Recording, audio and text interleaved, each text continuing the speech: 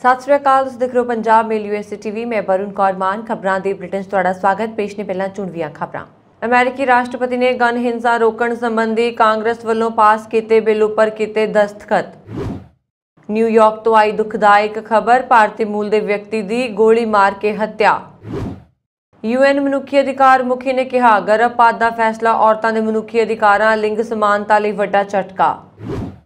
WHO का दावा, monkey pox virus ਨੂੰ अजे ग्लोबल हैल्थ एमरजेंसी ऐलानण ਦੀ नहीं लोड़। रूसी सोने की दरामदगी ते पाबंदी लाउण लई ब्रिटेन ने G7 विच अमेरिका, कनेडा ते जापान ने मिलाया हथ। कैलीफोर्निया विच कार नाल रेल गड्डी टकराई, 3 मौतां 3 जख्मी। अमेरिका विच 5 महीने की बच्ची गन हिंसा का शिकार, सिर विच मारी गई गोली। ते हुण इन्हां खबरां दा विस्तार।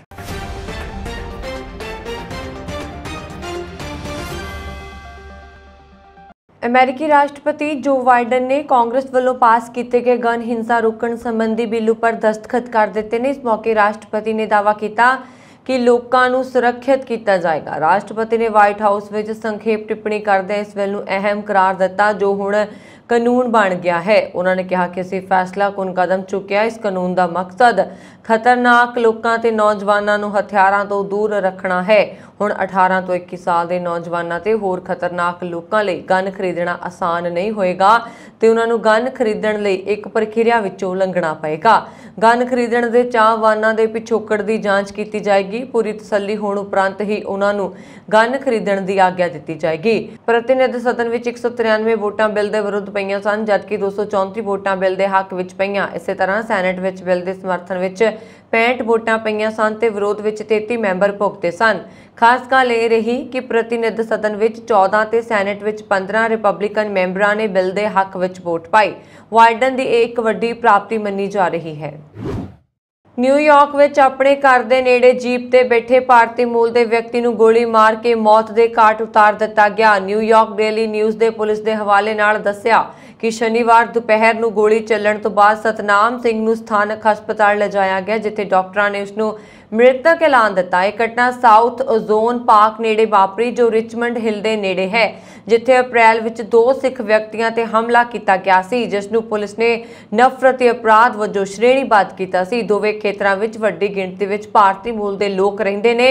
द न्यूज़ ने कहा कि सतनाम सिंह ते हुई गोलाबारी बारे पुलिस अते चश्मदीद के बयानों विच मतभेद ने। इस विच कहा गया है कि पुलिस अनुसार शूटर पैदल आया ते फिर उसने गोली चलाई, पर एक गुआढ़ी ने कहा कि हमलावर ने एक कार तो गोली चलाई सी ते उसके घर ते पहाड़ लगे। सुरक्षा कैमरे विच एक घटना कैद हो गई। द न्यूज़ ने पुलिस सूत्रों के हवाले नाल दस्सिया कि सतनाम सिंह ने जीप अपने एक दोस्त तो उधार लई सी ते जांच अधिकारी इस गल की जांच कर रहे ने कि बंदूकधारी सिंह नूं निशाना बनाउणा चाहुंदे सन जां कार दे मालक ते हमला करना चाहुंदे सन। संयुक्त राष्ट्र मनुखी अधिकार मुखी ने औरतों के मनुखी अधिकारों के अधिकारों लिए गर्भपात के संविधानक अधिकार को हटाउण वाले अमरीकी सुप्रीम कोर्ट के फैसले की निंदा की है। इसनूं लिंग समानता लिए एक वड्डा झटका करार दिता है। संयुक्त राष्ट्र दीआं एजेंसियां ने चेतावनी दी है कि गर्भपात तक पहुंचण ते पाबंदी लगाउण नाल लोकां नूं इसकी मांग करन तो नहीं रोकिया जाएगा, जो इसनूं होर घातक बनाउंदा है। यूएस सुप्रीम कोर्ट ने शुक्रवार नूं एक इतिहासक फैसले विच 50 साल पहलां रो बनाम वेड केस विच देश भर विच गर्भपात की गारंटी देण वाले फैसले नूं पलट दिता। फैसले मुताबक गर्भपात की कानूनीता इस नाल जुड़े सारे सवाल हुण अमेरिका के ਵੱਖ-ਵੱਖ सूबियां ते निर्भर करनगे। सिखरली अदालत ने इस फैसले नाल इस गल की प्रबल संभावना है कि अमेरिका के लगभग अद्धे राज गर्भपात ते पाबंदी लगा देणगे। कुछ राज्यां ते ना तां तुरंत गर्भपात ते पाबंदी लगा दित्ती है। संयुक्त राष्ट्र मनुखी अधिकारां लई हाई कमिश्नर मिशेल बैचलेट ने शुक्रवार नूं कहा, अमेरिका च जिनसी अते जिनसी शोषण ते रो बनाम वेड राही डॉबस बनाम जैक्सन वूमेन्स हैल्थ ऑर्गेनाइजेशन ते शुक्रवार नूं अमेरिकी सुप्रीम कोर्ट का फैसला प्रजनन सेहत ਅਤੇ अधिकारां ਨੂੰ ਵੱਡਾ ਝਟਕਾ ਦਰਸਾਉਂਦਾ ਹੈ। 5 ਦਹਾਕਿਆਂ ਦੀ ਸੁਰੱਖਿਆ ਤੋਂ ਬਾਅਦ ਇਹ ਔਰਤਾਂ ਦੇ ਮਨੁੱਖੀ ਅਧਿਕਾਰਾਂ ਅਤੇ ਲਿੰਗ ਸਮਾਨਤਾ ਲਈ ਇੱਕ ਵੱਡਾ ਝਟਕਾ ਹੈ। ਉਸਨੇ ਅੱਗੇ ਕਿਹਾ ਕਿ ਸੁਰੱਖਿਅਤ ਕਾਨੂੰਨੀ ਅਤੇ ਪ੍ਰਭਾਵਸ਼ਾਲੀ ਗਰਭਪਾਤ ਤੱਕ ਪਹੁੰਚ ਅੰਤਰਰਾਸ਼ਟਰੀ ਮਨੁੱਖੀ ਅਧਿਕਾਰ ਕਾਨੂੰਨ ਵਿੱਚ ਪੱਕੇ ਤੌਰ ਤੇ ਦਰਜ ਹੈ। ਵਿਸ਼ਵ ਸਿਹਤ ਸੰਗਠਨ ਨੇ ਟਵੀਟ ਕੀਤਾ ਕਿ ਹਰ ਸਾਲ 25 ਮਿਲੀਅਨ ਤੋਂ ਵੱਧ असुरक्षित गर्भपात होंदे ने ते 37,000 औरतां दी मौत हो जाती है। इसने चेतावनी दी है कि सबूत सुझाव दिंदे ने कि गर्भपात ਗਰਭਪਾਤ ਤੱਕ ਪਹੁੰਚ ਨੂੰ ਸੀਮਤ ਕਰਨ ਨਾਲ ਗਰਭਪਾਤ ਦੀ ਗਿਣਤੀ ਘੱਟ ਨਹੀਂ ਹੁੰਦੀ। ਹਾਲਾਂਕਿ ਪਾਬੰਦੀਆਂ ਔਰਤਾਂ ਅਤੇ ਲੜਕੀਆਂ ਨੂੰ ਅਸੁਰੱਖਿਅਤ ਪ੍ਰਕਿਰਿਆਵਾਂ ਵੱਲ ਲੈ ਜਾਣ ਦੀਆਂ ਜ਼ਿਆਦਾ ਸੰਭਾਵਨਾਵਾਂ ਨੇ। ਮੰकीपॉक्स ਵਾਇਰਸ ਤੇ WHO ਦੀ ਬੈਠਕ ਵਿੱਚ ਫੈਸਲਾ ਲਿਆ ਗਿਆ ਹੈ ਕਿ ਇਹ ਵਾਇਰਸ ਅਜੇ ਕੌਮਾਂਤਰੀ ਚਿੰਤਾ ਨਹੀਂ ਹੈ, ਇਸ ਲਈ ਇਸ ਨੂੰ ਗਲੋਬਲ ਹੈਲਥ ਐਮਰਜੈਂਸੀ ਐਲਾਨਣ ਦੀ ਲੋੜ ਨਹੀਂ ਹੈ। ਦੁਨੀਆ ਵਿੱਚ ਤੇਜ਼ੀ ਨਾਲ ਫੈਲ ਰਹੇ ਮੰकीपॉक्स ਵਾਇਰਸ ਨੂੰ ਲੈ ਕੇ ਵਿਸ਼ਵ ਸਿਹਤ ਸੰਗਠਨ ਨੇ ਇੱਕ ਐਮਰਜੈਂਸੀ ਬੈਠਕ ਬੁਲਾਈ, ਜਿਸ ਤੋਂ ਬਾਅਦ WHO ਨੇ ਇਹ ਬਿਆਨ ਦਿੱਤਾ। ਇਹ ਵਾਇਰਸ ਹੁਣ ਤੱਕ 42 ਦੇਸ਼ਾਂ ਵਿੱਚ ਫੈਲ ਚੁੱਕਾ ਹੈ, ਜਿਸ ਤੇ ਵਿਸ਼ਵ ਸਿਹਤ ਸੰਗਠਨ ਨੇ ਚਿੰਤਾ ਪ੍ਰਗਟਾਈ ਸੀ। ਇਸ ਦੇ ਨਾਲ ਹੀ WHO ਦੇ ਡਾਇਰੈਕਟਰ ਜਨਰਲ ਟੈਡਰੋਸ ਅਡਾਨੋਮ ਗੈਬ੍ਰੇਸਸ ਨੇ ਮੰकीपॉक्स ਵਾਇਰਸ ਨੂੰ ਲੈ ਕੇ ਆਪਣੀ ਚਿੰਤਾ ਜ਼ਾਹਿਰ ਕੀਤੀ ਹੈ। ਉਹਨਾਂ ਨੇ ਕਿਹਾ ਕਿ ਇਸ ਦੇ ਹੋਰ ਫੈਲਣ ਨੂੰ ਰੋਕਣ ਲਈ ਤੁਰੰਤ ਕਾਰਵਾਈ ਕਰਨ ਦੀ ਲੋੜ ਹੈ। ਵਰਤਮਾਨ ਵਿੱਚ ਇਸ ਨੂੰ ਕੋਰੋਨਾ ਵਾਇਰਸ ਅਤੇ ਪੋਲੀਓ ਦੀ ਤਰ੍ਹਾਂ ਵਿਸ਼ਵ ਵਿਆਪੀ ਸਿਹਤ ਐਮਰਜੈਂਸੀ ਕੋਸ਼ਿਸ਼ ਕਰਨ ਦੀ ਕੋਈ ਲੋੜ ਨਹੀਂ ਹੈ। ਪਿਛਲੇ 6 ਹਫ਼ਤਿਆਂ ਵਿੱਚ 48 ਤੋਂ ਵੱਧ ਦੇਸ਼ਾਂ ਵਿੱਚ WHO ਨੂੰ ਮੰकीपॉक्स ਦੇ 3200 ਤੋਂ ਵੱਧ ਮਾਮਲੇ ਅਤੇ ਇੱਕ ਮੌਤ ਦੀ ਰਿਪੋਰਟ ਕੀਤੀ ਗਈ। ਅਫਰੀਕੀ ਦੇਸ਼ਾਂ ਵਿੱਚ ਜਿੱਥੇ ਮੰकीपॉक्स ਦੀ ਬਿਮਾਰੀ ਨਾਲ ਹੈ, ਇਸ ਨਾਲ 1500 ਮਾਮਲੇ ਸਾਹਮਣੇ ਆਏ ਨੇ ਅਤੇ 70 ਲੋਕਾਂ ਦੀ ਮੌਤ ਹੋ ਗਈ ਹੈ। ਮੰकीपॉक्स ਦੇ ਇਲਾਜ ਲਈ ਇੱਕ ਵੈਕਸੀਨ ਬਣੀ ਹੋਈ ਹੈ। ਕਮੇਟੀ ਨੇ ਸਰਬਸੰਮਤੀ ਨਾਲ ਘਟਨਾ ਦੀ ਐਮਰਜੈਂਸੀ ਪ੍ਰਕਿਰਤੀ ਨੂੰ ਸਵੀਕਾਰ ਕੀਤਾ ਅਤੇ ਪ੍ਰਕੋਪ ਦੇ ਹੋਰ ਫੈਲਣ ਨੂੰ ਰੋਕਣ ਲਈ ਤੀਬਰ ਪ੍ਰਤੀਕਿਰਿਆ ਦੇ ਯਤਨਾਂ ਦੀ ਲੋੜ ਤੇ ਜ਼ੋਰ ਦਿੱਤਾ। ਇਸ ਮਾਮਲੇ ਦੀ ਜਾਂਚ ਕਰਨ ਵਾਲੀ ਕਮੇਟੀ ਵਿੱਚ 16 ਵਿਗਿਆਨੀ ਅਤੇ ਜਨਤਕ ਸਿਹਤ ਮਾਹਿਰ ਸ਼ਾਮਲ ਨੇ ਅਤੇ ਇਸ ਦੀ ਅਗਵਾਈ WHO ਦੇ ਟੀਕਾਕਰਨ ਵਿਭਾਗ ਦੀ ਸਾਬਕਾ ਡਾਇਰੈਕਟਰ ਜੀਨ ਮੈਰੀ ਓਕੋਬੇਲੇ ਕਰ ਰਹੇ ਨੇ। ਦੱਸ ਦਈਏ ਕਿ WHO ਨੇ ਵੀਰਵਾਰ ਨੂੰ ਆਪਣੀ ਐਮਰਜੈਂਸੀ ਕਮੇਟੀ ਦੀ ਬੈਠਕ ਬੁਲਾਈ ਸੀ ਤਾਂ ਕਿ ਇਹ ਵਿਚਾਰ ਕੀਤਾ ਜਾ ਸਕੇ ਕਿ ਮੰकीपॉक्स ਦੇ ਵੱਧਦੇ ਪ੍ਰਕੋਪ ਨੂੰ ਵੈਸ਼ਵਿਕ ਐਮਰਜੈਂਸੀ ਐਲਾਨਿਆ ਜਾਣਾ ਚਾਹੀਦਾ ਹੈ ਜਾਂ ਨਹੀਂ। ਕੁਝ ਮਾਹਿਰਾਂ ਦਾ ਕਹਿਣਾ ਸੀ ਕਿ ਪੱਛਮ ਵਿੱਚ ਬਿਮਾਰੀ ਫੈਲਣ ਦੇ ਬਾਅਦ ਹੀ WHO ਨੇ ਕਾਰਵਾਈ ਕਰਨ ਦਾ ਮਨ ਬਣਾਇਆ। ਮੰकीपॉक्स ਨੂੰ ਵਿਸ਼ਵ ਐਮਰਜੈਂਸੀ ਐਲਾਨਣ ਦਾ ਮਤਲਬ ਹੋਏਗਾ ਕਿ ਸੰਯੁਕਤ ਰਾਸ਼ਟਰ ਦੀ ਸਿਹਤ ਏਜੰਸੀ ਇਸ ਪ੍ਰਕੋਪ ਨੂੰ ਇੱਕ ਅਸਾਧਾਰਨ ਘਟਨਾ ਮੰਨਦੀ ਹੈ ਤੇ ਇਸ ਬਿਮਾਰੀ ਦੇ ਹੋਰ ਵੀ ਵੱਧ ਥਾਵਾਂ ਤੇ ਫੈਲਣ ਦਾ ਖਤਰਾ ਹੈ। ਇਹ ਕੋਵਿਡ-19 ਮਹਾਮਾਰੀ ਅਤੇ ਪੋਲੀਓ ਦੇ ਖਾਤਮੇ ਲਈ ਚੱਲ ਰਹੇ ਯਤਨਾਂ ਵਾਂਗ ਮੰकीपॉक्स ਵਿਰੁੱਧ ਵੀ ਕਾਰਵਾਈ ਕਰੇਗਾ। ਜਰਮਨੀ ਵਿੱਚ G7 ਸਿਖਰ ਸੰਮੇਲਨ ਵਿੱਚ ਐਤਵਾਰ ਨੂੰ ਨਵੇਂ ਸਖਤ ਨਿਯਮਾਂ ਤੇ ਸਹਿਮਤੀ ਬਣਨ ਤੋਂ ਬਾਅਦ ਬ੍ਰਿਟੇਨ, ਅਮਰੀਕਾ, ਕੈਨੇਡਾ ਤੇ ਜਾਪਾਨ ਵਿੱਚ ਰੂਸੀ ਸੋਨੇ ਦੀ ਦਰਾਮਦਗੀ ਦੀ ਹੁਣ ਆਗਿਆ ਨਹੀਂ ਹੋਏਗੀ। ਇਸ ਕਦਮ ਦਾ ਉਦੇਸ਼ ਯੂਕਰੇਨ ਸੰਕਟ ਨੂੰ ਲੈ ਕੇ ਰੂਸ ਦੇ ਰਾਸ਼ਟਰਪਤੀ ਵਲਾਦੀਮੀਰ ਪੁਤਿਨ ਤੇ ਦਬਾਅ ਬਣਾਉਣਾ ਹੈ। ਸੋਨਾ ਰੂਸੀ ਦਰਾਮਦਗੀ ਦਾ ਇੱਕ ਵੱਡਾ ਹਿੱਸਾ ਹੈ। इसने 2021 ਵਿੱਚ ਰੂਸ ਦੀ ਅਰਥ ਵਿਵਸਥਾ ਵਿੱਚ 12.6 ਅਰਬ ਪਾਉਂਡ ਦਾ ਯੋਗਦਾਨ ਦਿੱਤਾ ਸੀ। ਰੂਸੀ ਕੁਲੀਨ ਵਰਗ ਲਈ ਇਸ ਦਾ ਮਹੱਤਵ ਹਾਲ ਦੇ ਮਹੀਨਿਆਂ 'ਚ ਹੋਰ ਵੱਧ ਗਿਆ ਹੈ ਕਿਉਂਕਿ ਪੱਛਮੀ ਦੇਸ਼ਾਂ ਦੀਆਂ ਪਾਬੰਦੀਆਂ ਦੇ ਵਿੱਤੀ ਪ੍ਰਭਾਵ ਤੋਂ ਬਚਣ ਲਈ ਧਨੀ ਵਰਗ ਵੱਲੋਂ ਸੋਨੇ ਦੀਆਂ ਬਾਰਾਂ ਦੀ ਖਰੀਦਦਾਰੀ ਵੱਧ ਗਈ। ਸਿਖਰ ਸੰਮੇਲਨ ਵਿੱਚ ਸ਼ਾਮਲ ਹੋਏ ਬ੍ਰਿਟੇਨ ਦੇ ਪ੍ਰਧਾਨ ਮੰਤਰੀ ਬੋਰਿਸ ਜੌਨਸਨ ਨੇ ਕਿਹਾ ਕਿ ਅਸੀਂ ਜਿਸ ਦਾ ਉਪਾਅ ਐਲਾਨ ਕੀਤਾ ਹੈ ਉਹ ਪੁਤਿਨ ਵੱਲੋਂ ਛੇੜੇ ਗਏ ਯੁੱਧ ਨੂੰ ਸਿੱਧੇ ਤੌਰ ਤੇ ਪ੍ਰਭਾਵਿਤ ਕਰੇਗਾ। ਉਹ ਯੂਕਰੇਨੀ ਅਤੇ ਰੂਸੀ ਨਾਗਰਿਕਾਂ ਦੀ ਕੀਮਤ ਤੇ ਆਪਣੇ ਅਹਿਮ ਨੂੰ ਸੰਤੁਸ਼ਟ ਕਰ ਰਹੇ ਨੇ। ਸਾਨੂੰ ਪੁਤਿਨ ਸਰਕਾਰ ਨੂੰ ਹੋਣ ਵਾਲੇ ਵਿੱਤੀ ਪੋਸ਼ਣ ਨੂੰ ਰੋਕਣ ਦੀ ਲੋੜ ਹੈ। ਬ੍ਰਿਟੇਨ ਅਤੇ ਸਾਡੇ ਸਹਿਯੋਗੀ ਦੇਸ਼ ਇਹ ਕਹਿ ਰਹੇ ਨੇ।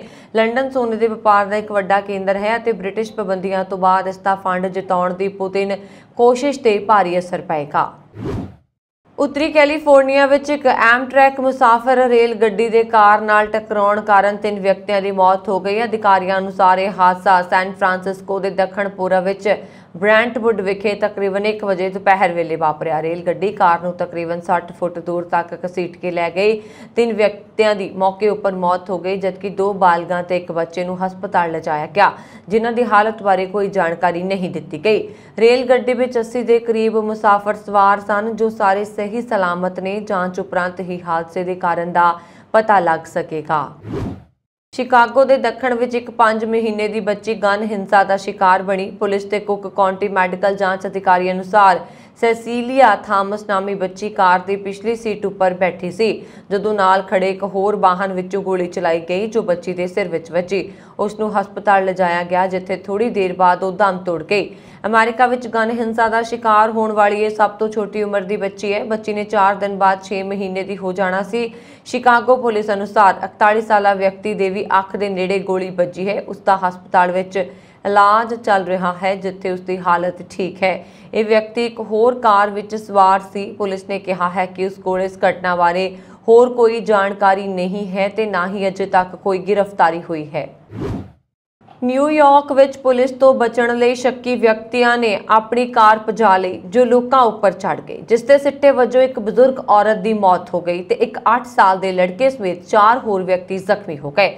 ਅਸਿਸਟੈਂਟ ਪੁਲਿਸ ਮੁਖੀ ਜ਼ੂਡੀਓ ਹੈਰਿਸਨ ਨੇ ਇੱਕ ਪ੍ਰੈਸ ਰਿਲੀਜ਼ ਵਿੱਚ ਦੱਸਿਆ ਕਿ ਪੁਲਿਸ ਅਧਿਕਾਰੀਆਂ ਨੇ ਨੰਬਰ ਪਲੇਟ ਗਲਤ ਹੋਣ ਕਾਰਨ ਇੱਕ ਕਾਰ ਨੂੰ ਰੋਕਣ ਦਾ ਇਸ਼ਾਰਾ ਕੀਤਾ। ਕਾਰ ਵਿੱਚ 2 ਸ਼ੱਕੀ ਵਿਅਕਤੀ ਸਵਾਰ ਸਨ। ਰੋਲਫ ਐਵਨਿਊ ਤੇ 84 ਸਟਰੀਟ ਵੈਂਟਫੋਰਡ ਸਟੂਈ ਵੈਸੈਂਟ ਵਿਖੇ ਵਾਪਰੀ ਇਸ ਘਟਨਾ ਵਿੱਚ ਕਾਰ ਦੇ ਡਰਾਈਵਰ ਨੇ ਪਹਿਲਾਂ ਕਾਰ ਰੋਕ ਲਈ, ਪਰੰਤੂ ਜਿਵੇਂ ਪੁਲਿਸ ਅਧਿਕਾਰੀ ਪੈਦਲ ਕਾਰ ਵੱਲ ਵਧੇ ਤਾਂ ਡਰਾਈਵਰ ਨੇ ਤੇਜ਼ ਰਫ਼ਤਾਰ ਨਾਲ ਕਾਰ ਭਜਾ ਲਈ। ਕਾਰ ਨੇ ਪੈਦਲ ਤੁਰੇ ਜਾਂਦੇ 2 ਲੋਕਾਂ ਤੇ ਇੱਕ ਸਾਈਕਲ ਸਵਾਰ ਨੂੰ ਦਰੜਿਆ ਤੇ ਬਾਅਦ ਵਿੱਚ ਇੱਕ ਹੋਰ ਵਿਅਕਤੀ ਉੱਪਰ ਜਾ ਚੜੀ ਤੇ ਇੱਕ ਵਾਹਨ ਵਿੱਚ ਜਾ ਵੱਜੀ। ਸ਼ੱਕੀ ਵਿਅਕਤੀ ਕਾਰ ਛੱਡ ਕੇ ਪੈਦਲ ਹੀ ਫਰਾਰ ਹੋ ਗਏ। ਹੈਰਿਸਨ ਅਨੁਸਾਰ ਇਸ ਘਟਨਾ ਵਿੱਚ ਇੱਕ ਬਜ਼ੁਰਗ ਔਰਤ ਮਾਰੀ ਗਈ ਤੇ ਜ਼ਖਮੀ ਹੋਏ 4 ਵਿਅਕਤੀਆਂ ਵਿੱਚੋਂ ਇੱਕ ਦੀ ਹਾਲਤ ਗੰਭੀਰ ਹੈ। ਇੱਕ ਸ਼ੱਕੀ ਵਿਅਕਤੀ ਨੂੰ ਪੁਲਿਸ ਨੇ ਹਿਰਾਸਤ ਵਿੱਚ ਲਿਆ ਹੈ। ਗੋਤਾਖੋਰਾਂ ਨੂੰ ਫਿਲੀਪੀਨ ਸਾਗਰ ਵਿੱਚ ਡੁੱਬੇ ਜਹਾਜ਼ ਦਾ ਮਲਬਾ ਮਿਲਿਆ ਹੈ। USS ਸੈਮੂਅਲ ਬੀ ਰਾਬਰਟਸ ਜਹਾਜ਼ ਦਾ ਮਲਬਾ 23,000 ਫੁੱਟ ਦੀ ਡੂੰਘਾਈ ਤੋਂ ਮਿਲਿਆ ਹੈ। ਇਸ ਜਹਾਜ਼ ਨੂੰ ਸੈਮੀ ਬੀ ਵੀ ਕਿਹਾ ਜਾਂਦਾ ਹੈ। ਹਾਲਾਂਕਿ ਸੈਮੀ ਬੀ ਦੀ ਖੋਜ ਵਿਗਿਆਨੀਆਂ ਨੇ ਨਹੀਂ ਕੀਤੀ ਹੈ। ਇਸ ਦੀ ਖੋਜ ਟੈਕਸਾਸ ਦੇ ਇੱਕ ਅਰਬਪਤੀ ਵਿਕਟਰ ਵੇਸਕੋਵ ਦੁਆਰਾ ਕੀਤੀ ਗਈ ਹੈ, ਜਿਸ ਕੋਲ ਡੂੰਘੀ ਗੋਤਾਖੋਰੀ ਵਾਲੀ ਸਮਰਸੀਬਲ ਹੈ। ਸੈਮਬੀ 2 ਹਿੱਸਿਆਂ ਵਿੱਚ ਟੁੱਟਿਆ ਹੋਇਆ ਮਿਲਿਆ ਹੁਣ ਤੱਕ ਲੱਭਿਆ ਗਿਆ ਸਭ ਤੋਂ ਡੂੰਘਾ ਮਲਬਾ ਹੈ। ਇਸ ਤੋਂ ਪਹਿਲਾਂ ਵੈਸਕੋਵੋ ਨੇ ਪਿਛਲੇ ਸਾਲ 21,223 ਫੁੱਟ ਦੀ ਡੂੰਘਾਈ ਤੇ USS ਜੌਨ ਹਡਸਟਨ ਨੂੰ ਲੱਭਿਆ ਸੀ। ਇਹ ਆਖਰੀ ਬਚੇ ਹੋਏ ਅਮਰੀਕੀ ਜਹਾਜ਼ਾਂ ਵਿੱਚੋਂ ਇੱਕ ਸੀ ਜੋ ਜਾਪਾਨੀਆਂ ਦੇ ਵਿਰੁੱਧ ਆਪਣੀ ਬਹਾਦਰੀ ਲਈ ਜਾਣਿਆ ਜਾਂਦਾ ਸੀ। ਵੈਸਕੋਵੋ ਨੇ ਟਵਿੱਟਰ ਤੇ ਇੱਕ ਵੀਡੀਓ ਸ਼ੇਅਰ ਕਰਦੇ ਹੋਏ ਲਿਖਿਆ, ਸੈਮੀ ਵੀ ਨੂੰ ਸਮੁੰਦਰ ਦੇ ਤਲ ਵਿੱਚ ਦੇਖਿਆ ਜਾ ਸਕਦਾ ਹੈ। ਅਜਿਹਾ ਲੱਗਦਾ ਹੈ ਕਿ ਇਸ ਦਾ ਅਗਲਾ ਹਿੱਸਾ ਤੇਜ਼ ਰਫ਼ਤਾਰ ਨਾਲ ਤਲ ਨਾਲ ਟਕਰਾ ਗਿਆ ਸੀ, ਜਿਸ ਕਾਰਨ ਇਹ ਨੁਕਸਾਨਿਆ ਗਿਆ। ਇਹ 306 ਫੁੱਟ ਲੰਬਾ ਜਹਾਜ਼ ਇੱਕ ਮਾਰਕ ਜਹਾਜ਼ ਸੀ। ਅਮਰੀਕਾ ਦੇ ਡੇਟਾ ਰਾਈਟ ਵਿੱਚ ਇੱਕ ਔਰਤ ਤੇ ਆਪਣੇ 3 ਸਾਲ ਦੇ ਬੇਟੇ ਦੀ ਮੌਤ ਦੇ ਮਾਮਲੇ ਵਿੱਚ ਦੋਸ਼ ਤੈਅ ਕੀਤੇ ਗਏ ਨੇ। ਪੁਲਿਸ ਨੇ ਬੱਚੇ ਦੀ ਲਾਸ਼ ਨੂੰ ਇੱਕ ਫ੍ਰੀਜ਼ਰ ਵਿੱਚੋਂ ਬਰਾਮਦ ਕੀਤਾ। ਵੇਨ ਕਾਉਂਟੀ ਪ੍ਰੋਸੀਕਿਊਟਰ ਕਿਮ ਵਰਥੀ ਨੇ ਐਤਵਾਰ ਨੂੰ ਦੱਸਿਆ ਕਿ 31 ਸਾਲਾ ਔਰਤ ਤੇ ਕਤਲ, ਬੱਚਿਆਂ ਨਾਲ ਬਦਸਲੂਕੀ, ਤਸੀਹੇ ਦੇਣ ਅਤੇ ਮੌਤ ਨੂੰ ਲੁਕਾਉਣ ਦੇ ਦੋਸ਼ ਲਗਾਏ ਗਏ। ਉਸ ਨੂੰ ਐਤਵਾਰ ਨੂੰ ਜੇਲ੍ਹ ਭੇਜ ਦਿੱਤਾ ਗਿਆ। ਵਰਥੀ ਨੇ ਕਿਹਾ ਕਿ ਸਾਡੇ ਬੱਚਿਆਂ ਨੂੰ ਨਾ ਕੇਵਲ ਬੰਦੂਕਾਂ ਦਾ ਖਤਰਾ ਹੈ, ਸਗੋਂ ਉਹ ਆਪਣੇ ਹੀ ਘਰਾਂ ਵਿੱਚ ਰਹਿਣ ਵਾਲੇ ਕਥਿਤ ਕਾਤਲਾਂ ਕਾਰਨ ਵੀ ਸੁਰੱਖਿਅਤ ਨਹੀਂ ਹਨ। ਪੁਲਿਸ ਮੁਖੀ ਜੇਮਸ ਵਾਈਟ ਨੇ ਡੈਟਰੋਇਟ ਦੇ ਪੁਲਿਸ ਅਧਿਕਾਰੀ ਅਤੇ ਚਾਈਲਡ ਪ੍ਰੋਟੈਕਟਿਵ ਸਰਵਿਸਿਜ਼ ਦੇ ਮੈਂਬਰ ਸ਼ੁੱਕਰਵਾਰ ਤੜਕੇ ਘਰ ਵਿੱਚ ਇੱਕ ਨਿਯਮਿਤ ਜਾਂਚ ਲਈ ਗਏ ਸਨ ਜਦੋਂ ਉਹਨਾਂ ਨੂੰ ਬੱਚੇ ਦੀ ਲਾਸ਼ ਮਿਲੀ। ਇਹ ਤੁਰੰਤ ਸਪਸ਼ਟ ਨਹੀਂ ਹੋ ਸਕਿਆ ਕਿ ਬੱਚੇ ਦੀ ਮੌਤ ਕਦੋਂ ਅਤੇ ਕਿਵੇਂ ਹੋਈ ਅਤੇ ਉਸ ਦੀ ਲਾਸ਼ ਫ੍ਰੀਜ਼ਰ ਵਿੱਚ ਕਿੰਨੇ ਸਮੇਂ ਤੋਂ ਪਈ ਸੀ। ਵਾਈਟ ਹਾਊਸ ਅਨੁਸਾਰ ਘਰ ਵਿੱਚ 5 ਹੋਰ ਬੱਚੇ ਸਨ ਜਿਨ੍ਹਾਂ ਨੂੰ ਬਾਲ ਸੁਰੱਖਿਆ ਸੇਵਾਵਾਂ ਨੂੰ ਸੌਂਪ ਦਿੱਤਾ ਗਿਆ। ਮਹਿਲਾ ਤੇ ਲਗਾਏ ਗਏ ਦੋਸ਼ਾਂ ਦੀ ਸੁਣਵਾਈ 8 ਜੁਲਾਈ ਨੂੰ ਹੋਏਗੀ। ਗੁਰਦੁਆਰਾ ਕਰਤੇ ਪਰਵਾਨ ਕਾਬੁਲ ਅਫਗਾਨਿਸਤਾਨ ਵਿਖੇ ਪਿਛਲੇ ਦਿਨੀ ਅੱਤਵਾਦੀਆਂ ਵੱਲੋਂ ਬੰਬ ਧਮਾਕਿਆਂ ਨਾਲ ਕੀਤੇ ਭਾਰੀ ਨੁਕਸਾਨ ਤੋਂ ਬਾਅਦ ਕਾਬੁਲ ਦੀਆਂ ਸੰਗਤਾਂ ਨੇ ਗੁਰਦੁਆਰਾ ਸਾਹਿਬ ਦੇ ਧਾਰਮਿਕ ਸ਼ਾਸਤਰਾਂ ਨੂੰ ਅਫਗਾਨਿਸਤਾਨ ਤੋਂ ਭਾਰਤ ਭੇਜਣ ਲਈ ਸਹਿਮਤੀ ਪ੍ਰਗਟਾਈ ਹੈ। ਇਸ ਸੰਬੰਧੀ ਕਾਬੁਲ ਤੋਂ ਜਾਣਕਾਰੀ ਦਿੰਦਿਆਂ ਸਤਵੀਰ ਸਿੰਘ, ਕਰਤਾਰ ਸਿੰਘ ਤੇ ਗੁਰਨਾਮ ਸਿੰਘ ਨੇ ਦੱਸਿਆ ਕਿ ਕਾਬੁਲ ਸਥਿਤ ਗੁਰਦੁਆਰਾ ਪਹਿਲੀ ਪਾਤਸ਼ਾਹੀ ਸ੍ਰੀ ਗੁਰੂ ਨਾਨਕ ਦੇਵ ਜੀ ਦੇ ਚਰਨ ਛੋਹ ਪ੍ਰਾਪਤ ਕਰਤੇ ਪਰਵਾਨ ਸਾਹਿਬ ਵਿਖੇ 18 ਜੂਨ ਨੂੰ ਅੱਤਵਾਦੀ ਹਮਲੇ ਕਰਕੇ ਗੁਰਦੁਆਰਾ ਸਾਹਿਬ ਦੇ ਅੰਦਰੂਨੀ ਹਿੱਸੇ ਨੂੰ ਭਾਰੀ ਨੁਕਸਾਨ ਪਹੁੰਚ ਗਿਆ ਸੀ, ਜਿੱਥੇ ਇੱਕ ਸਿੱਖ ਤੇ ਇੱਕ ਮੁਸਲਿਮ ਭਾਈਚਾਰੇ ਦੇ ਸੇਵਾਦਾਰਾਂ ਦੀ ਮੌਤ ਹੋ ਗਈ ਸੀ। ਉਪਰੰਤ ਗੁਰਦੁਆਰਾ ਸਾਹਿਬ ਦੇ ਨੁਕਸਾਨੇ ਗਏ ਸ਼ਸਤਰ, ਜਿਨ੍ਹਾਂ ਵਿੱਚ ਚੌਰ ਸਾਹਿਬ, ਰੁਮਾਲਾ ਸਾਹਿਬ, ਚੰਦੋਆ ਸਾਹਿਬ, ਗੁਟਕਾ ਸਾਹਿਬ, ਧਾਰਮਿਕ ਪੁਸਤਕਾਂ ਤੇ ਹੋਰ ਸ਼ਸਤਰਾਂ ਨੂੰ ਅਫਗਾਨਿਸਤਾਨੀ ਸਿੱਖਾਂ ਵੱਲੋਂ ਗੁਰਦੁਆਰਾ ਸਾਹਿਬ ਅੰਦਰ ਮਰਿਆਦਾ ਅਨੁਸਾਰ ਸੇਵਾ ਸੰਭਾਲ ਕਰਕੇ ਅਫਗਾਨਿਸਤਾਨ ਪਾਕਿਸਤਾਨ ਦੇ ਬਾਰਡਰ ਤੋਂ ਰਖਮ ਰਸਤਿਓਂ ਪਾਕਿਸਤਾਨ ਸਿੱਖਾਂ ਨੂੰ ਸੌਂਪਿਆ ਜਾ ਰਿਹਾ ਹੈ।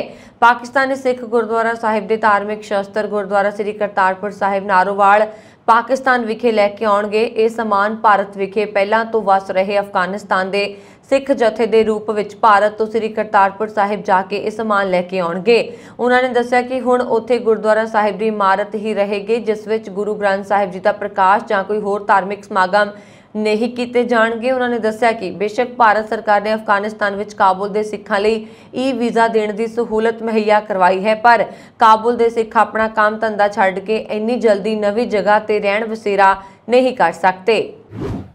ਮੁਲਕ ਨੂੰ ਆਰਥਿਕ ਸੰਕਟ ਚੋਂ ਕੱਢਣ ਲਈ ਅਮਰੀਕਾ ਦਾ ਉੱਚ ਪੱਧਰੀ ਵਫਦ ਸ੍ਰੀਲੰਕਾ ਪਹੁੰਚਿਆ। ਵਫਦ ਵੱਲੋਂ ਮੁਲਕ ਦੇ ਸਿਖਰਲੇ ਆਗੂਆਂ ਨਾਲ ਗੱਲਬਾਤ ਕਰਕੇ ਉਹਨਾਂ ਨੂੰ ਆਰਥਿਕ ਸੰਕਟ ਤੋਂ ਕੱਢਣ ਦੇ ਢੁਕਮੇਰਾ ਵੀ ਦੱਸੇ ਜਾਣਗੇ। 4 ਰੋਜ਼ਾ ਦੌਰੇ ਤੇ ਆਏ ਇਸ ਵਫਦ ਵਿੱਚ ਅਮਰੀਕੀ ਵਿੱਤ ਅਤੇ ਵਿਦੇਸ਼ ਵਿਭਾਗ ਦੇ ਨੁਮਾਇੰਦੇ ਸ਼ਾਮਲ ਸਨ।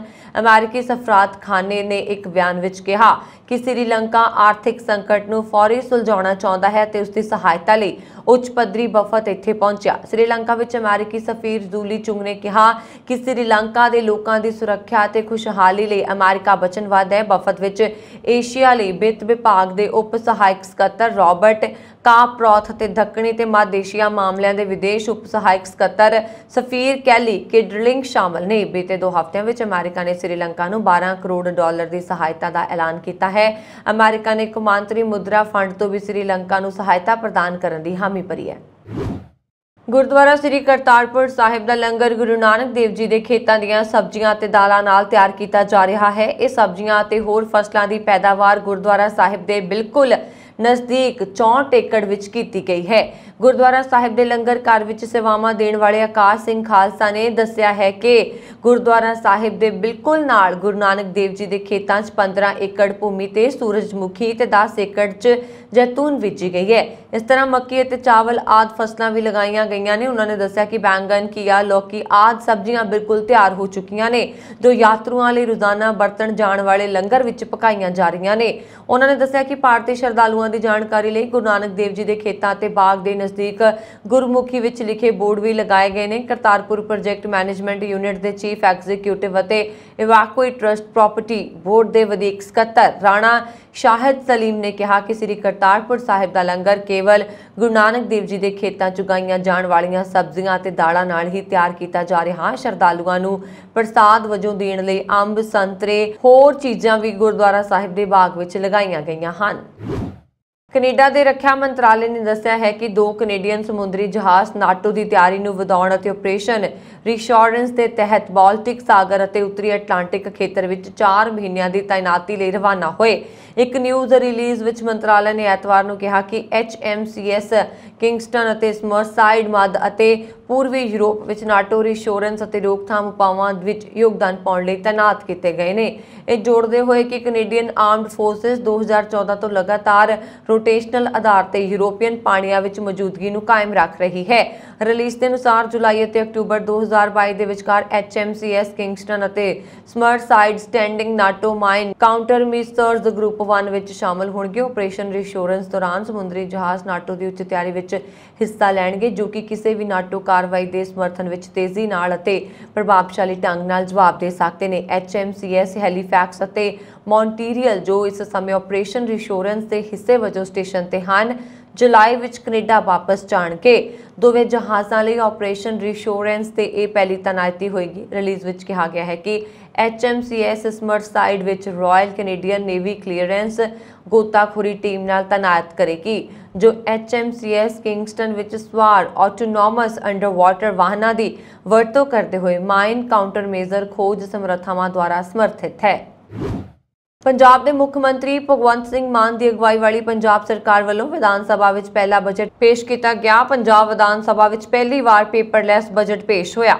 ਸੀਐਮ ਭਗਵੰਤ ਮਾਨ ਨੇ ਇਸ ਦਾ ਐਲਾਨ ਕੀਤਾ ਸੀ। ਇਸ ਨਾਲ ਖਜ਼ਾਨੇ ਦੇ 21 ਲੱਖ ਰੁਪਏ ਬਚਣਗੇ। ਉੱਥੇ ਹੀ 34 ਟਨ ਕਾਗਜ਼ ਦੇ ਬਚਣ ਨਾਲ 834 ਰੁੱਖਾਂ ਦੀ ਵੀ ਬਚਤ ਹੋਏਗੀ ਜਿਨ੍ਹਾਂ ਨਾਲ ਇਹ ਕਾਗਜ਼ ਬਣਾਇਆ ਜਾਂਦਾ ਹੈ। ਸਰਕਾਰ ਬਜਟ ਵਿੱਚ ਸਿੱਖਿਆ, ਸਿਹਤ ਅਤੇ ਖੇਤੀਬਾੜੀ ਦੇ ਧਿਆਨ ਦੇ ਰਹੀ ਹੈ। ਇਹਨਾਂ ਬੁਨਿਆਦੀ ਖੇਤਰਾਂ ਵਿੱਚ ਨਵੀਂ ਸਰਕਾਰ ਨੇ ਪਿਛਲੀਆਂ ਸਰਕਾਰਾਂ ਨਾਲੋਂ 15 ਤੋਂ 20% ਵੱਧ ਬਜਟ ਅਲਾਟ ਕਰਨ ਦਾ ਫੈਸਲਾ ਕੀਤਾ।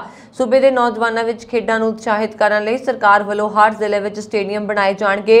ਵਿੱਤ ਮੰਤਰੀ ਹਰਪਾਲ ਚੀਮਾ ਨੇ ਦਾਅਵਾ ਕੀਤਾ ਹੈ ਕਿ ਬਜਟ ਲੋਕਾਂ ਦੇ ਹਿਸਾਬ ਨਾਲ ਤਿਆਰ ਕੀਤਾ ਗਿਆ। ਵਿੱਤ ਵਿਭਾਗ ਦੇ ਅਧਿਕਾਰੀਆਂ ਮੁਤਾਬਕ ਇਸ ਬਜਟ ਵਿੱਚ ਨਵੀਂ ਸਰਕਾਰ ਨੇ ਸਿੱਖਿਆ, ਸਿਹਤ ਅਤੇ ਖੇਤੀਬਾੜੀ ਖੇਤਰਾਂ ਲਈ ਅਲਾਟਮੈਂਟ ਵਿੱਚ ਕਾਫੀ ਵਾਧਾ ਕੀਤਾ। ਅਧਿਕਾਰੀਆਂ ਨੇ ਪਿਛਲੇ ਕੁਝ ਸਾਲਾਂ ਦੇ ਮੁਕਾਬਲੇ ਇਹਨਾਂ ਸੈਕਟਰਾਂ ਵਿੱਚ ਅਲਾਟਮੈਂਟ ਲਗਭਗ 15 ਤੋਂ 20% ਰਹਿਣ ਦਾ ਅਨੁਮਾਨ ਲਗਾਇਆ। ਵਿੱਤ ਮੰਤਰੀ ਹਰਪਾਲ ਸਿੰਘ ਚੀਮਾ ਵੱਲੋਂ ਪੇਸ਼ ਕੀਤੇ ਗਏ ਬਜਟ ਵਿੱਚ ਆਪ ਦੀਆਂ ਗਰੰਟੀਆਂ ਨੂੰ ਪੂਰਾ ਕਰਨ ਲਈ ਅਲਾਟਮੈਂਟ ਵੀ ਸ਼ਾਮਲ ਹੋਇਆ। ਸਿੱਧੂ ਮੂਸੇਵਾਲ ਵਾਲੇ ਨੂੰ ਲੈ ਕੇ ਕੱਲ ਦੀ ਇੱਕ ਵੱਡੀ ਖਬਰ ਘੁੰਮ ਰਹੀ ਹੈ। YouTube ਨੇ ਉਸਦੇ ਹਾਲ ਹੀ ਵਿੱਚ ਰਿਲੀਜ਼ ਹੋਏ ਗੀਤ SYL ਨੂੰ ਕੱਲ ਹਟਾ ਦਿੱਤਾ। ਇਹ ਗੀਤ ਸਿੱਧੂ ਮੂਸੇਵਾਲ ਵਾਲੇ ਦਾ ਆਖਰੀ ਗੀਤ ਸੀ ਅਤੇ 23 ਜੂਨ ਨੂੰ ਜਾਨੀ 3 ਦਿਨ ਪਹਿਲਾਂ ਰਿਲੀਜ਼ ਹੋਇਆ ਸੀ। ਪਹਿਲੇ 2 ਘੰਟਿਆਂ ਦੇ ਅੰਦਰ ਇਸ ਗੀਤ ਨੂੰ 15 ਲੱਖ ਲੋਕਾਂ ਨੇ ਦੇਖਿਆ ਸੀ। ਜਦੋਂ ਗਾਣਾ ਬੈਨ ਕੀਤਾ ਗਿਆ ਸੀ ਤਾਂ ਇਸ ਨੂੰ 2 ਕਰੋੜ 70 ਲੱਖ ਲੋਕ देख चुके सन। यूट्यूब साइट ते जाण ते इस वीडियो नहीं खुल रही है। इस विच लिखिया आ रहा है कि भारत सरकार की शिकायत ते इस नूं साइट तो हटा दिता गया। तुहानूं दस दईए कि SYL गीत विच सिद्धू मूसेवाल वाले ने सतलुज यमुना लिंक के पानी बारे बोल रचे सन, जिस विच खालिस्तान अतवादी बलविंदर सिंह जटाणा का नाम भी वरत्या गया सी।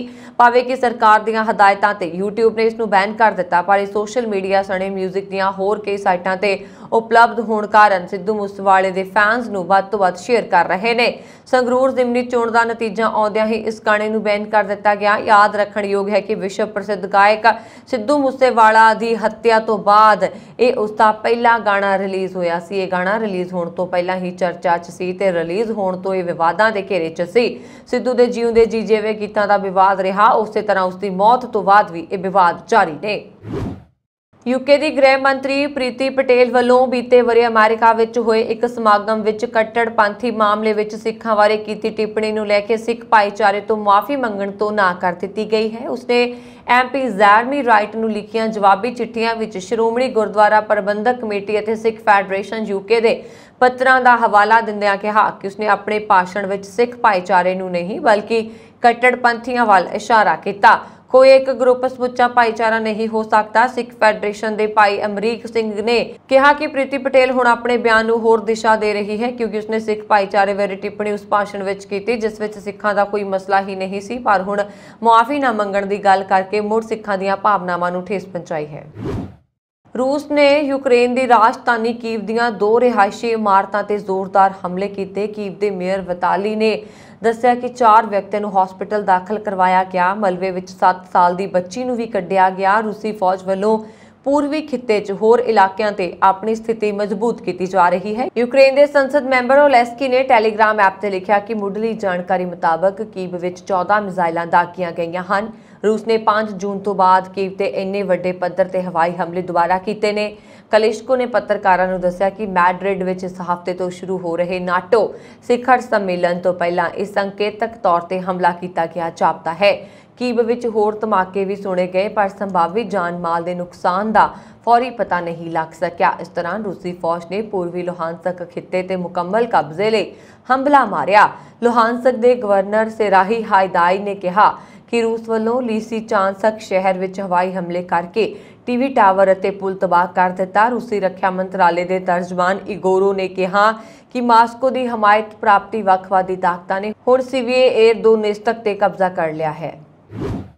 दक्षिणी अफ्रीका के ईस्ट लंडन के एक नाइट क्लब विच ऐतवार सवेरे 20 लोगों की लाश मिली। काफ़ी लोग जख्मी हालत विच भी मिले। दक्षिणी अफ्रीका पुलिस मामले की जांच विच जुटी है।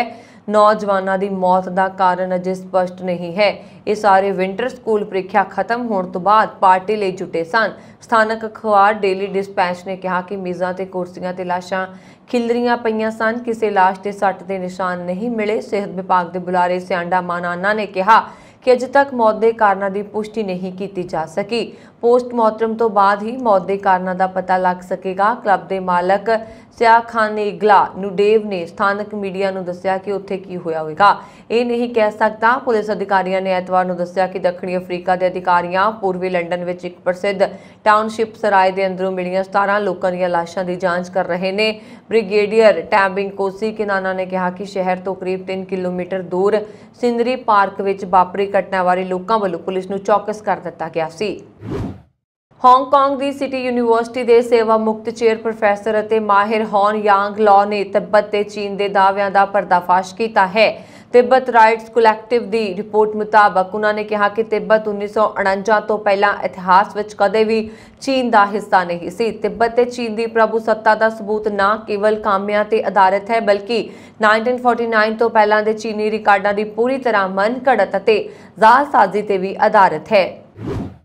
नासा ने 27 सालों में पहली बार सोमवार को आस्ट्रेलिया की धरती तो पहला रॉकेट लॉन्च किया। आस्ट्रेलियन ब्रॉडकास्टिंग कॉरपोरेशन के अनुसार बारिश और हवा कारण लॉन्च विच देरी तो बाद सबरबिटल साउंडिंग रॉकेट ने तड़के उत्तरी खेतर के अर्नहेम स्पेस सेंटर तो सफलतापूर्वक उड़ान भरी। 1995 तो बाद पहली बार है जो अमेरिकी पुलाड़ एजेंसी ने आस्ट्रेलिया तो रॉकेट लॉन्च किया है। विदेशी धरती से व्यापारक लॉन्च पैड तो इसका पहला लॉन्च किया गया।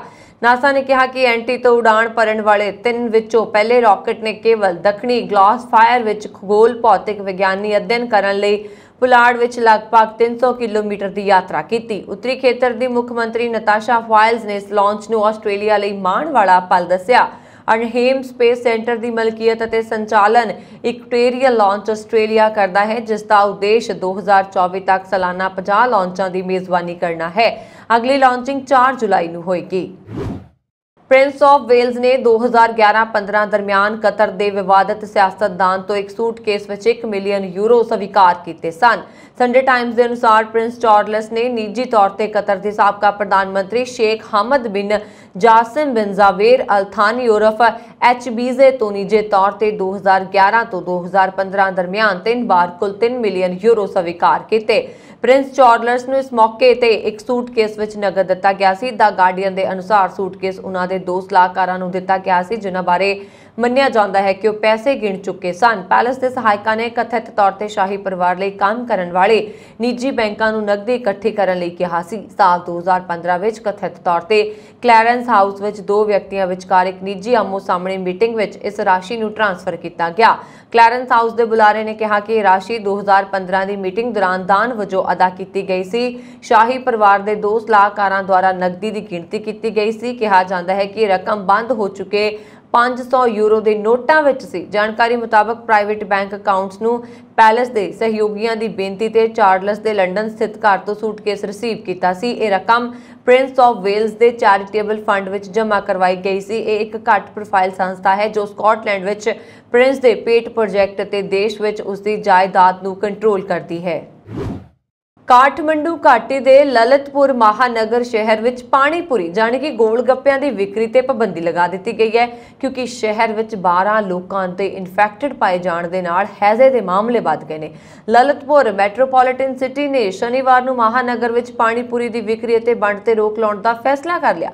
ਉਹਨਾਂ ਨੇ ਦਾਅਵਾ ਕੀਤਾ ਹੈ ਕਿ ਗੋਲ ਗੱਪਿਆਂ 'ਚ ਇਸਤੇਮਾਲ ਕੀਤੇ ਜਾਣ ਵਾਲੇ ਪਾਣੀ 'ਚ ਹੈਜ਼ੇ ਦਾ ਬੈਕਟੀਰੀਆ ਪਾਇਆ ਗਿਆ। ਮਿਊਨਿਸਪਲ ਪੁਲਿਸ ਮੁਖ ਸੀਤਾ ਰਾਮ ਹਾਚੇਥੂ ਨੇ ਕਿਹਾ ਕਿ ਮਹਾਨਗਰ ਨੇ ਭੀੜ ਭੜਾਕੇ ਵਾਲੇ ਇਲਾਕਿਆਂ ਤੇ ਕਾਰੀਡੋਰ ਇਲਾਕਿਆਂ 'ਚ ਪਾਣੀਪੁਰੀ ਦੀ ਵਿਕਰੀ ਰੋਕਣ ਲਈ ਅੰਦਰੂਨੀ ਤਿਆਰੀਆਂ ਕੀਤੀਆਂ ਨੇ। ਉਹਨਾਂ ਨੇ ਕਿਹਾ ਕਿ ਘਾਟੀ 'ਚ ਹੈਜ਼ੇ ਦੇ ਫੈਲਣ ਦਾ ਖਤਰਾ ਵੱਧ ਗਿਆ। ਸਿਹਤ ਅਤੇ ਆਬਾਦੀ ਮੰਤਰਾਲਾ ਮੁਤਾਬਕ ਕਾਠਮੰਡੂ ਘਾਟੀ 'ਚ 7 ਹੋਰ ਲੋਕਾਂ ਦੇ ਹੈਜ਼ੇ ਨਾਲ ਇਨਫੈਕਟਡ ਪਾਏ ਜਾਣ ਦੇ ਨਾਲ ਹੀ ਘਾਟੀ ਦੇ ਇਸ ਦੇ ਮਰੀਜ਼ਾਂ ਦੀ ਕੁੱਲ ਗਿਣਤੀ 12 ਹੋ ਗਈ ਹੈ। ਇਹ ਸਨ ਹੁਣ ਤੱਕ ਦੀਆਂ ਖਬਰਾਂ। ਮੈਨੂੰ ਬਰੁਨ ਕੌਰ ਮਾਨ ਨੂੰ ਦਿਵਾ ਗਿਆ। ਹੋਰ ਖਬਰਾਂ ਦੇ ਲਈ ਸਾਡਾ YouTube ਚੈਨਲ ਪੰਜਾਬ ਮੇਲ USA TV ਜ਼ਰੂਰ ਸਬਸਕ੍ਰਾਈਬ ਕਰੋ। ਸਤਿ ਸ਼੍ਰੀ ਅਕਾਲ।